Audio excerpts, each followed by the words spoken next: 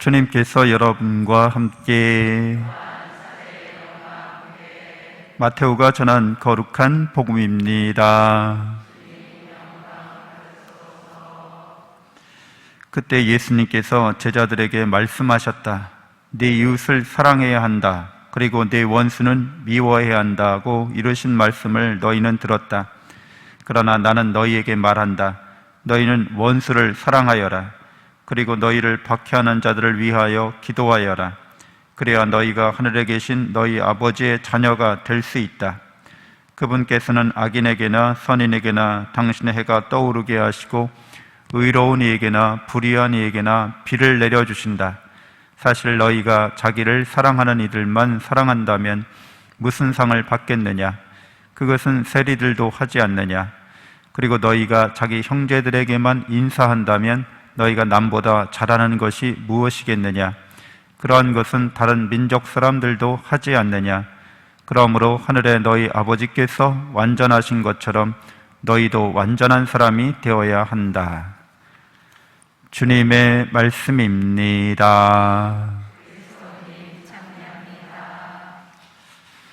찬미 예수님, 하나님의 복동이 고맙습니다. 고맙습니다.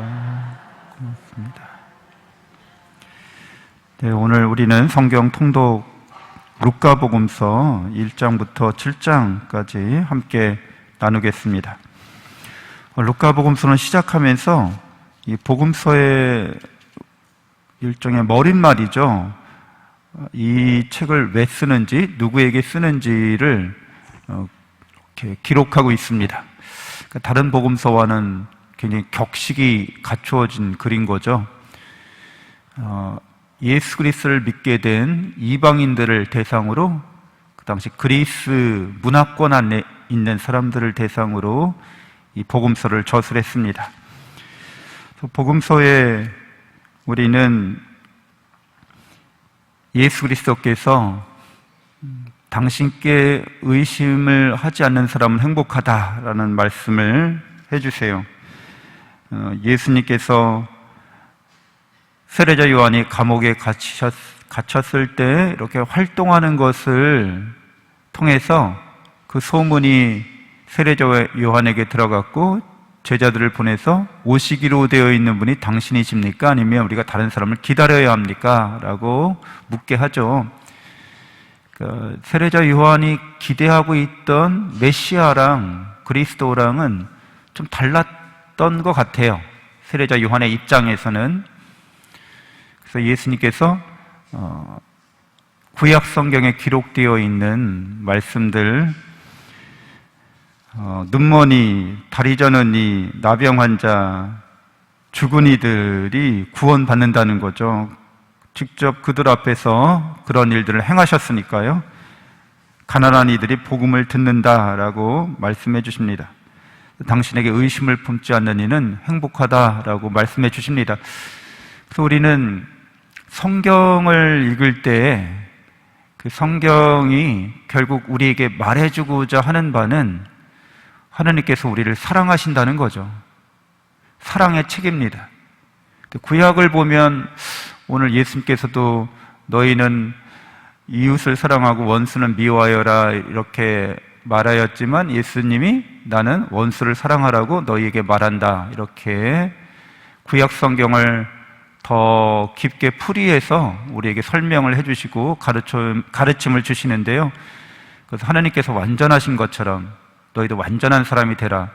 하나님께서 우리를 사랑하실 때 완전하게 사랑하신다는 거예요. 근데 그 완전성이라고 하는 게 갑자기 이렇게 뚝 떨어지는 게 아니죠. 그런 단계나 과정을 거쳐서 우리가 성숙해 가면서 완전성을 향해 나가는 거죠. 그런 과정 자체를 구약 성경이 담고 있다고 생각하시면 되는 거죠. 사랑에 대해서 이렇게 계시가 되는 거예요. 사랑에 대해서 우리가 점점 더 알아가는 거예요. 예수 그리스도께서 그 사랑을 완전하게 성취하신 거죠. 그 사랑이 어떤 사랑인지를, 하나님이 우리를 사랑하신다고 하는데, 완전하게 사랑하신다고 하는데 도대체 어떻게 사랑하시는 것이 완전한 사랑인지를 예수님이 이렇게 보여주신 거죠. 말씀해 주시고 가르쳐 주시고 삶으로, 당신의 죽음으로, 당신의 부활로 하나님이 우리를 얼마나 사랑하는지를 드러내셨습니다. 그러니까 그 사랑에 대해서, 하느님에 대해서, 그분이 이 세상을 창조하셨음을, 그분이 우리를 구원하셨음을, 그분이 우리를 거룩한 완전한 사랑의 길로 부르고 계심을 의심하지 않는 사람은 행복한 사람이 됩니다. 자명한 것을 의심하는 사람은 불행한 사람입니다. 자명하다는 거예요. 간단하게 예를 들자면 하나 더하기 하나는 둘인데 이거 의심해요. 뭐 그냥 재미삼아서 의심해 볼 수는 있어요. 그러나 거기에 많은 시간과 노력을 진지하게 들여서 의심하는 사람은 좀 불행한 사람입니다. 자명한 것들은 그 자체로 의심할 수 없다, 이런 뜻이거든요. 그래서 우리가 가톨릭 신앙을 갖게 된 것은 이런 자명한 진리에 대한 깨달음과 확신이죠. 인간에 대해서, 인간은 과연 무엇을 갈망하는 존재인가? 인간은 과연 어떻게 자기의 존재 근거나 이유나 목적을 충족시킬 수 있을까? 물어보면 그것은 온전하게 사랑밖에 없습니다. 이 세상에 창조된 거, 우리가 이 세상을 살아가는 이유나 목적이나 하느님의 사랑 안에서만 찾을 수 있어요. 하느님의 사랑이 아니면 아무 이유가 없습니다. 아무 근거가 없습니다. 아무런 목적이 없습니다. 그래서 불행할 수밖에 없는 거죠. 허무할 수밖에 없는 거죠. 살아가면서 인생 참 무상하다, 인생 허무하다, 이렇게 느끼실 때가 있잖아요. 하느님 이외의 것들이 그런 느낌을 우리에게 줍니다. 그런 느낌은 우리로 하여금 더욱더 하느님께로 충족될 수 있는 길을 우리에게 열어줍니다. 예수님께서 우리 가톨릭 신앙, 이런 사랑에 대한 자명성에 대한 확고한 믿음을 우리에게 주시는데, 예를 들자면 이런 예수 그리스도의 복음에 대해서, 그분의 부르심에 대해서 어떤 태도를 지녀야 할지, 예수님이 제자를 부르실 때 베드로가 어부였잖아요. 그래서 이제 밤새도록 고기를 잡았지만 선생님께서 말씀하시니까 제가 그물을 치겠습니다 하고서 그물을 치죠. 루카복음 5장의 고기잡이 기적 이야기입니다. 그러니까 우리가 예수 그리스도의 말씀을 들을 때 인간적이고 상식적인 이성적인 수준에서 이의 제기할 수 있는 거예요. 제가 이런 경험, 제가 어부 생활하면서 잔뼈가 굵은 사람입니다. 오늘은 고기를 못 잡았어요. 저희가 이게 무능해서 못 잡은 게 아니라 오늘은 고기 잡기 어려운 때입니다. 더군다나 낮 시간대는 고기 잡기가 더 어려운 거예요. 밤에 이렇게 집어등 같은 거를 이렇게 햇불 같은 걸 해놓고서, 그리고 나서 그나마 이제 밤중에 고기를 잡은 거거든요. 해 떨어졌을 때.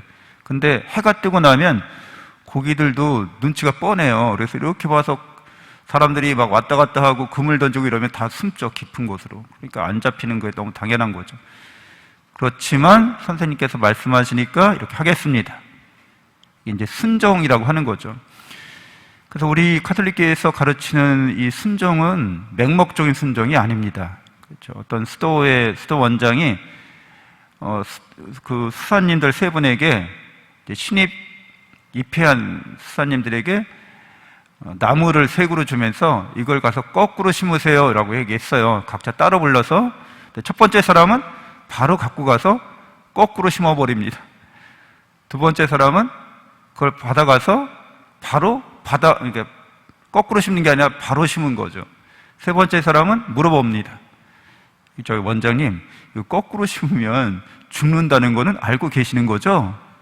나도 알지. 알겠습니다. 그러면은 제가 말씀하신 대로 거꾸로 심겠습니다. 이렇게 거꾸로 심는 거예요. 어떤 순종이 신앙적인 순종이라고 할 수 있어요? 1번, 2번, 3번? 3번, 네, 3번입니다. 1번은 맹신이죠. 그냥 거꾸로 심어버렸어요. 그러면 안 됩니다, 여러분. 제가 얘기하는 것도 그냥 제가 얘기했다고 해서 바로 하면 안 돼요. 누가 얘기하든 이성과 상식선에서 한 번의 검토가 이루어져야 돼요. 그러니까 두 번째 사람은 어떤 거예요? 이성적이고 합리적인 사람이죠. 그래서 이건 말도 안 돼 하고 자기 주장대로 그냥 바로 심어버린 거예요. 세 번째 사람은 이성적이고 합리적인 이야기를 하고 그럼에도 불구하고 그걸 다 알고 있는데 이렇게 하라고 했을 때 그때 순종하는 겁니다. 그러면 아무 문제가 없습니다. 우리가 하나님께 나아갈 때 하나님의 말씀과 뜻을 듣게 되죠. 그러면 우리가 이성적으로 합리적으로 말씀드릴 수 있습니다. 이래저래 하고 저래저래 해서 정말 힘들고 어렵습니다. 그러나 주님께서 말씀하시니까 제가 하겠습니다. 가장 훌륭한 그런 신앙적 순종이라고 할 수 있겠습니다. 잠시 눈을 감고 기도하겠습니다.